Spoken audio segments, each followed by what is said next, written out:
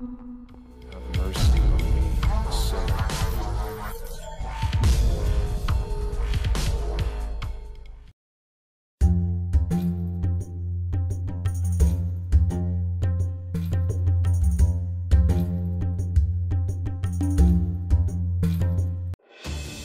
Казахстанцу выплатили 10 миллионов тенге, около 26 тысяч долларов, за помощь в поимке подозреваемого в мошенничестве экс-сотрудника банка. Имя миллионера не раскрывается в целях безопасности. Бывший сотрудник Каспийбанк был задержан в минувшее воскресенье, 21 июля. Его удалось найти службе безопасности банка вместе с департаментом полиции Павлодарской области. За помощь в поимке подозреваемого Каспий выплатил вознаграждение в размере 10 миллионов тенге гражданину, предоставившему информацию о местонахождении Сиксимбаева. Имя гражданина не раскрывается в целях его безопасности и в интересах следствия. Ранее стало известно, что 11-12 июля в Центральный отдел управления полиции Павлодара обратились 28 граждан по факту мошенничества.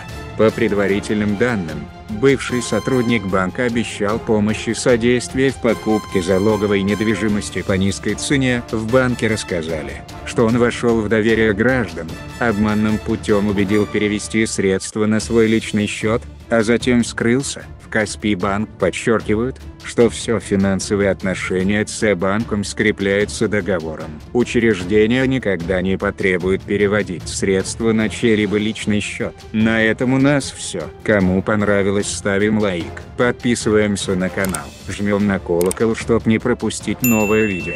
Всем пока-пока.